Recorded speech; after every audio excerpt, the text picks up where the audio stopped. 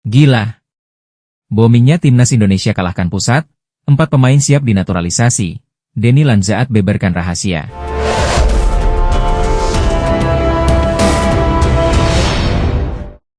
Gila. Segitu boomingnya Indonesia sampai mengalahkan timnas pusat, 4 pemain siap diproses dan Denny Lanzaat beberkan rahasia. Saat ini mata dunia seakan mulai beralih ke Asia.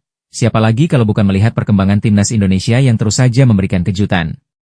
Bahkan ESPN dan YouTuber luar negeri sampai rela datangkan langsung ke Gelora Bung Karno untuk merasakan langsung bagaimana roh permainan timnas Indonesia ada pada suporternya. Timnas Indonesia kalahkan popularitas negara Eropa. Popularitas timnas Indonesia di Instagram mencatatkan pencapaian yang membanggakan. Akun resmi timnas Indonesia berhasil melampaui jumlah pengikut tim-tim nasional ternama dunia seperti Belanda, Italia, dan Jerman. Fenomena ini menunjukkan betapa besar dukungan masyarakat Indonesia terhadap sepak bola nasional dengan 8,2 juta pengikut.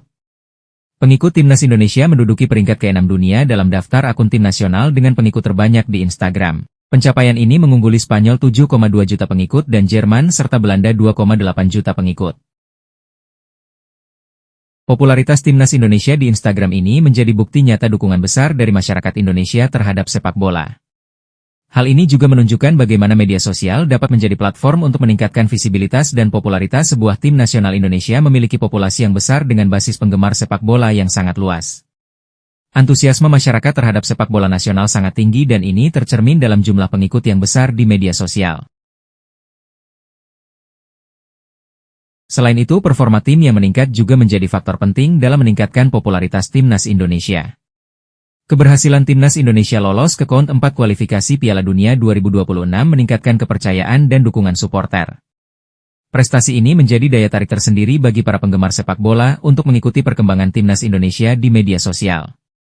Selain itu, kehadiran pemain-pemain naturalisasi yang bermain di level Eropa juga ikut mendongkrak popularitas timnas Indonesia. Sepertinya di ronde keempat nanti timnas masih akan mendatangkan beberapa pemain lainnya yang bisa dinaturalisasi timnas Indonesia. Beberapa nama tersebut kemungkinan adalah Pascal Struijk, Jayden Oosterwolde, Miliano Jonathan, Devin Reesnch, dan Tristan Goejer.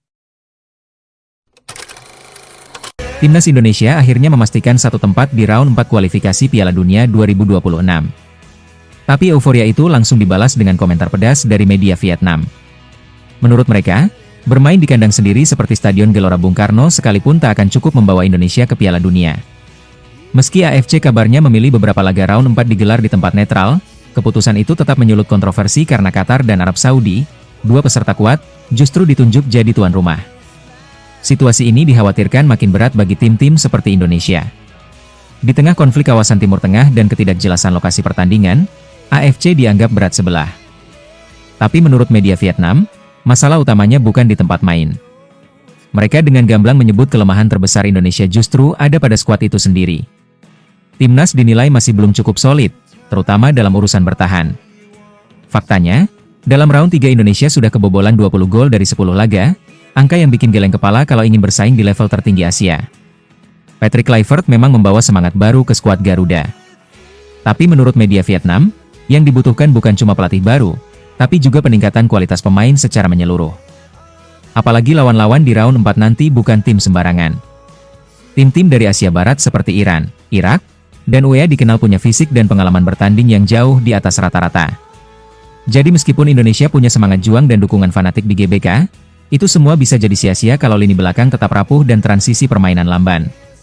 Kesimpulannya, lolos ke round 4 belum bisa jadi jaminan apapun. Menurut media Bong Da dari Vietnam, timnas Indonesia hanya akan bisa bersaing jika serius melakukan perombakan di struktur pertahanan dan peningkatan kualitas individual pemain.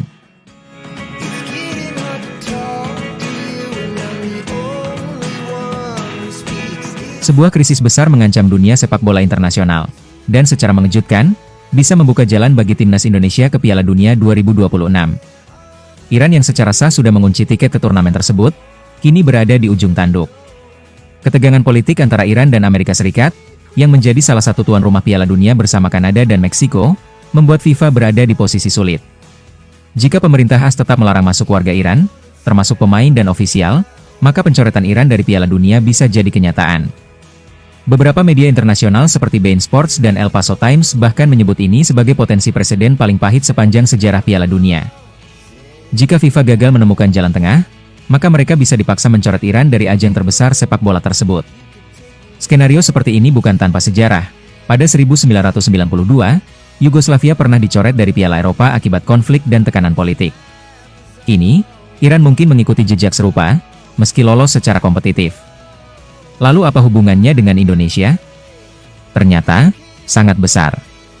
Indonesia kini sudah berada di putaran keempat kualifikasi Piala Dunia 2026 zona Asia, bersaing dengan 5 negara kuat, Irak, Qatar, Arab Saudi, Oman, dan UEA. Jika Iran dicoret, maka slot wakil Asia di Piala Dunia bisa mengalami perubahan drastis. Pengamat menyebutkan bahwa slot Iran bisa saja dialihkan ke tim Asia dengan performa terbaik berikutnya di babak kualifikasi, dan Indonesia punya peluang untuk jadi kandidat pengganti jika tampil konsisten di round 4. Tapi meski peluang itu tampak menggiurkan, pelatih senior Rahmat Darmawan mengingatkan, jangan terlalu bergantung pada situasi politik negara lain. Garuda tetap harus fokus lewat jalur kompetitif. Artinya, lolos ke Piala Dunia bukan karena keberuntungan, tapi lewat performa di lapangan.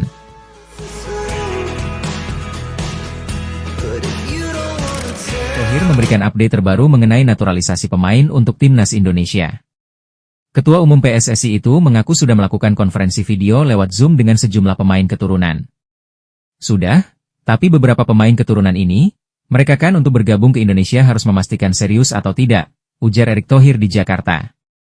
Sebelumnya, Erick Thohir memang berencana berkomunikasi dengan sejumlah pemain keturunan.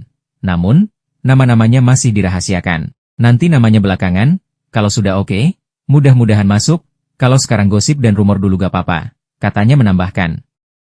Erick Thohir tidak ingin sembarangan menaturalisasi pemain. Sebab, pihaknya mempunyai kriteria untuk pemain diaspora yang diproyeksikan membela timnas Indonesia.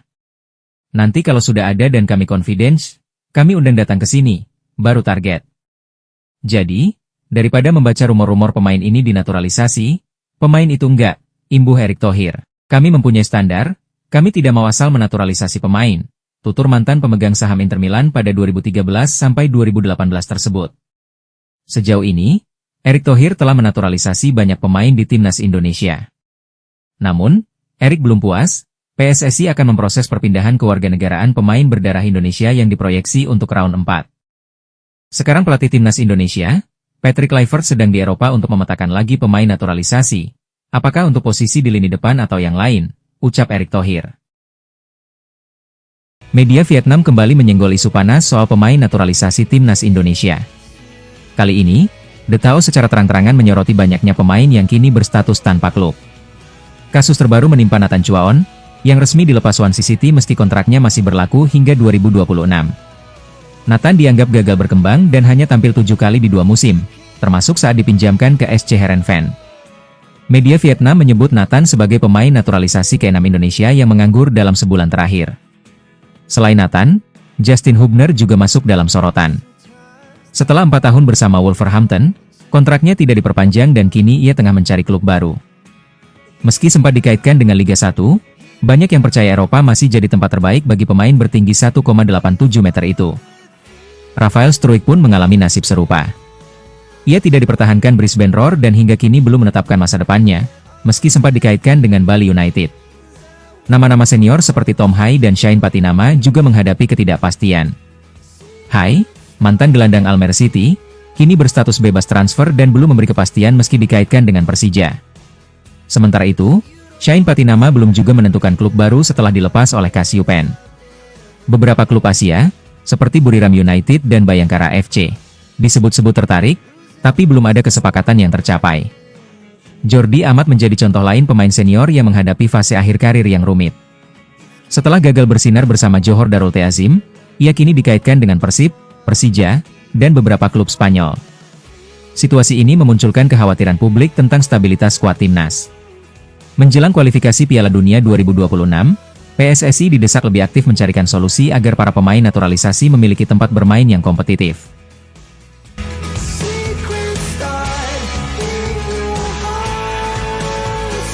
Isu besar mengemuka terkait potensi pencoretan Iran dari Piala Dunia 2026 dan dampaknya bagi timnas Indonesia.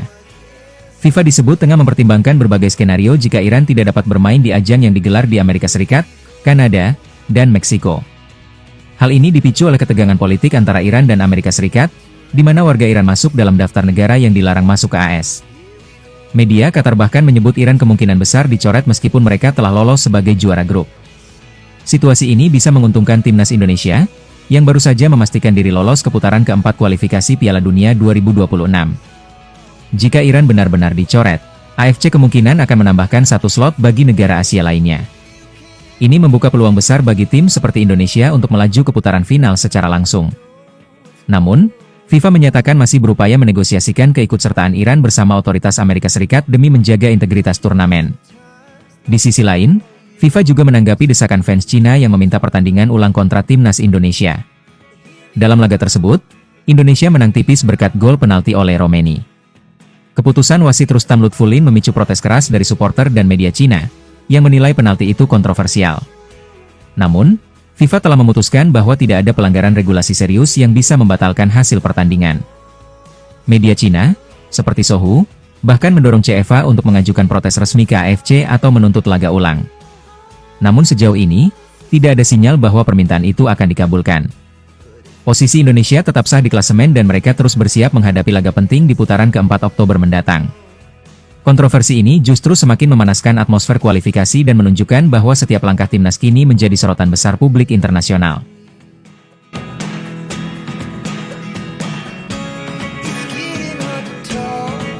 Dukungan tak terduga datang dari warga Uzbekistan untuk timnas Indonesia yang akan berlaga di babak keempat kualifikasi Piala Dunia 2026. Melalui forum-forum penggemar sepak bola, banyak warga Uzbekistan menyuarakan harapan agar Indonesia bisa menyusul langkah mereka ke putaran final. Mereka menyebut Indonesia layak mencatat sejarah sebagai debutan seperti Uzbekistan. Komentar-komentar penuh semangat seperti "Saudaraku, kami tunggu di Piala Dunia" membanjiri forum online tersebut. Uzbekistan sendiri telah memastikan tiket ke Piala Dunia 2026 dan menjadi salah satu tim debutan yang mencuri perhatian. Dukungan mereka kepada Indonesia bukan sekadar basa-basi, melainkan bentuk solidaritas antar tim Asia yang tengah menantang dominasi negara-negara besar. Mereka menilai perjuangan Indonesia yang lolos hingga babak keempat adalah pencapaian luar biasa. Dengan lawan-lawan berat seperti Arab Saudi, Irak, dan Qatar, posisi Indonesia memang terhitung sebagai underdog. Babak keempat kualifikasi akan digelar di Qatar dan Arab Saudi, membuat timnas Indonesia harus bermain jauh dari dukungan langsung supporter tanah air. Tantangan atmosfer, iklim, dan tekanan dari tim-tim berpengalaman Timur Tengah menjadi ujian berat. Namun, hal ini justru membuat semangat Garuda semakin membara. Apalagi, mantan pelatih Sintayong juga turut memberikan saran teknis dalam menghadapi calon lawan, sebuah indikasi bahwa potensi lolos itu masih terbuka. Dukungan Uzbekistan ini bisa menjadi energi positif tambahan bagi Marcelino dan kawan-kawan. Fakta bahwa negara lain juga menginginkan Indonesia lolos ke Piala Dunia adalah motivasi tersendiri. Momen ini bisa menjadi tonggak sejarah sepak bola Indonesia, sekaligus membuka jalan bagi Asia Tenggara untuk menunjukkan kekuatan di panggung dunia.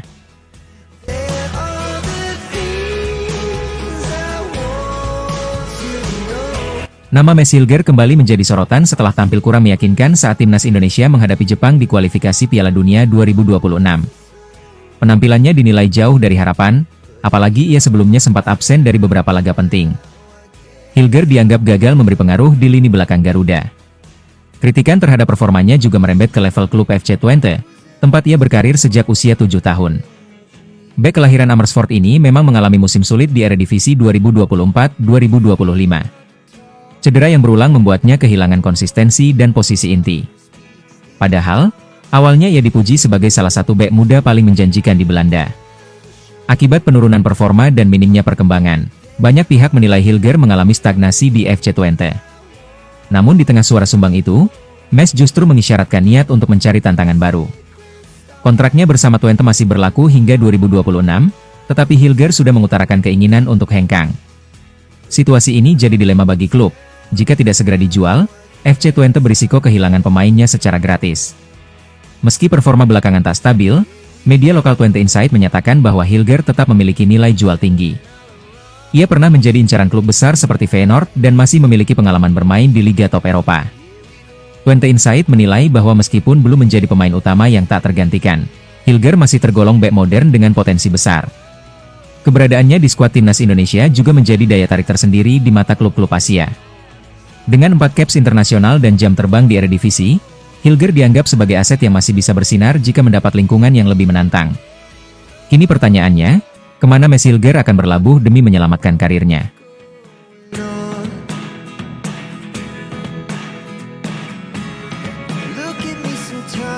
Tom Hai akhirnya angkat bicara soal kekalahan telak timnas Indonesia dari Jepang dengan skor 0-6 di babak ketiga kualifikasi Piala Dunia 2026. Dalam podcast pribadinya, The Highway gelandang berpengalaman ini mengungkap suasana aneh di skuad Garuda usai laga tersebut. Meski hasil ini tidak memengaruhi kelolosan Indonesia ke putaran keempat, Hai menyebut tim seperti kehilangan fokus sejak laga sebelumnya. Kemenangan atas Cina pada 5 Juni dianggap jadi titik klimaks emosional tim. Menurut Hai, seluruh perhatian dan energi pemain sudah habis untuk laga melawan Cina, laga penting yang memastikan Indonesia lolos ke fase selanjutnya. Alhasil, saat menghadapi Jepang yang notabene jauh lebih kuat, atmosfer tim sudah tidak lagi sama. Ia menyebut bahwa laga terakhir terasa seperti formalitas, dan motivasi tim menurun drastis. Walau mengaku ingin tetap tampil maksimal, Hai menilai performa tim memang tidak cukup untuk menandingi Jepang. Yang menarik, Hai juga menyoroti perubahan atmosfer internal tim usai laga tersebut. Ia menyebut momen setelah pertandingan terasa canggung dan tidak seperti biasanya. Semua orang tiba-tiba pergi begitu saja tanpa ada perpisahan seperti di klub, ujar Hai. Ia merasa heran dengan cara tim menyudahi musim, tanpa kebersamaan atau momen emosional penutup. Hal ini menjadi pengalaman baru baginya yang terbiasa dengan perpisahan formal setelah musim berakhir di level klub. Meski begitu, Hai tetap menilai capaian timnas Indonesia sebagai sesuatu yang luar biasa. Lolos ke babak keempat kualifikasi untuk pertama kalinya merupakan sejarah besar. Ia berharap ke depan timnas bisa tampil lebih siap, terutama dalam menjaga konsistensi mental antar laga penting.